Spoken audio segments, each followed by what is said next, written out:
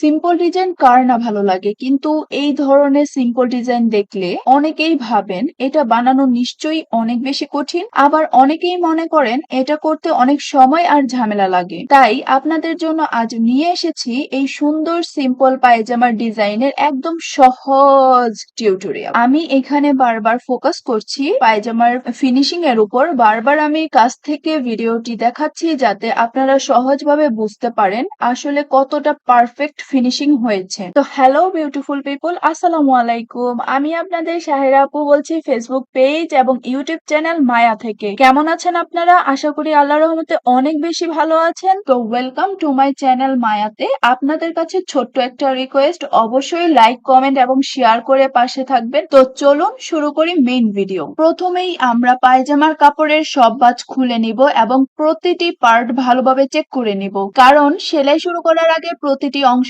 ঠিক আছে কিনা সেটা নিশ্চিত করা খুবই গুরুত্বপূর্ণ। আমার কাছে পায়জামার সবচেয়ে গুরুত্বপূর্ণ অংশ হলো পায়জামার পট্টির অংশ। এই পট্টিটা কি জন্য দরকার, কিভাবে নিখুঁতভাবে সেট করবেন সেটা নিয়ে সামনে বিস্তারিত আলোচনা করব, তাই পুরো ভিডিওটি শেষ পর্যন্ত আমার সাথেই থাকবেন। এখন পায়জামার বাকি অংশগুলো একপাশে রেখে শুধুমাত্র কোমরের অংশটি নিয়ে কাজ শুরু করব। প্রথমেই কোমরের দুই পাশের সেলাই সুন্দর করে দিয়ে নেব।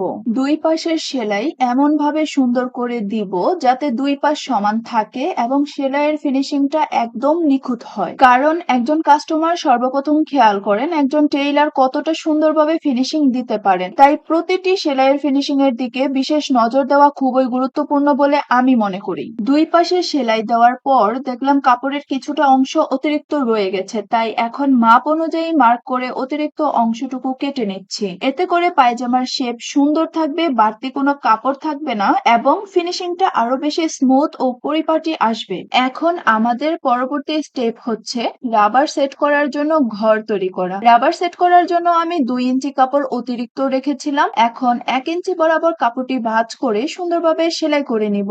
এখন যে স্টেপটি করতে যাচ্ছি এটা আমাদের পুরো ভিডিওর সবচেয়ে গুরুত্বপূর্ণ এবং আকর্ষণীয় অংশ।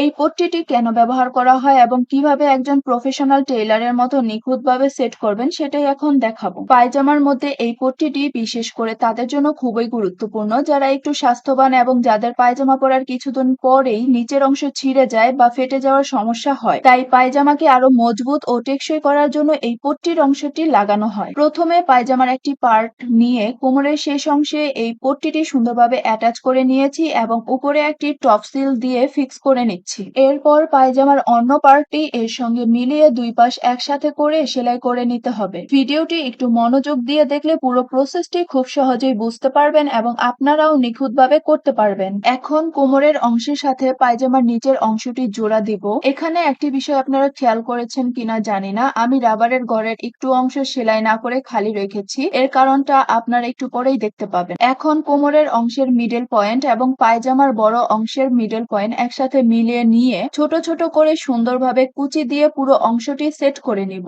কুচির অংশটি সেলাই করার পর এর উপরে আরো একটি সেলাই দিয়ে নিচ্ছি, এতে করে সেলাইটা আরো বেশি মজবুত হবে। এখন পায়জামার সিম্পল কিন্তু সুন্দর ডিজাইনটি করার জন্য 1.5 ইঞ্চির মতো 2টি কাপড়ের টুকরো নিয়ে নিয়েছি। কাপড়ের টুকরোগুলো আঙ্গুল দিয়ে চেপে চেপে সুন্দরভাবে একটি ভাঁজ দিয়ে নিব।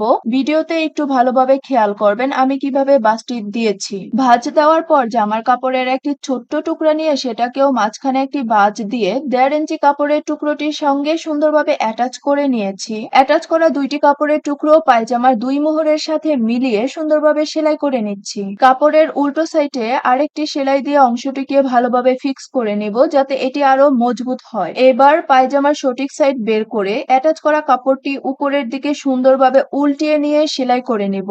এর উপরে একটি টপ সিল দিয়ে ফিনিশিং করে নিচ্ছি। টপ সিলের পাশ থেকে 2 সুতা পরিমাণ গ্যাপ রেখে পাশাপাশি আরেকটি সেলাই দিয়ে নিব। এতে করে ডিজাইনটি আরো প্রফেশনাল ফিনিশিং পাবে। এখন আমাদের পরবর্তী কাজ হচ্ছে পায়জামার দুই পা একসাথে জোড়া দেওয়া। দুই পায়ের কাপড় সুন্দরভাবে মিলিয়ে নিয়ে প্রথমে মোহরির মাপ অনুযায়ী মার্কিং করে নিচ্ছি। এরপর মার্কিং অনুযায়ী দুই পায়ের অংশ একসাথে মিলিয়ে সোজাভাবে সেলাই করে নিব যাতে ফিটিং এবং ফিনিশিং দুটোই সুন্দরভাবে আসে। সেলাইয়ের মাঝখানে আপনাদের সঙ্গে আরেকটি গুরুত্বপূর্ণ টিপস শেয়ার করতে চাই, সেটা আমাদের অনেকের সাথেই হয়ে থাকে। অনেক সময় দেখা যায় কি পায়জামার উড়ুর দিকে অল্প অল্প করে আমাদের সেলাই ছুটে যায়। এই সমস্যা থেকে বাঁচতে হলে একটি ছোট্ট বিষয় খেয়াল রাখবেন। পায়জামায় একটি সেলাই দেওয়ার পর আরেকটি সেলাই দেওয়ার আগে একটু টেনে টেনে নেবেন, এতে করে আপনার যদি কোনো সেলাই একটু ঢিলাভাব থাকে সেটা ঠিক হয়ে যাবে। টেনে নেওয়ার পর তারপর আরেকটি সেলাই দিবেন, তাহলে ইনশাল্লাহ আপনার আর এই সমস্যা ফেস করতে হবে না।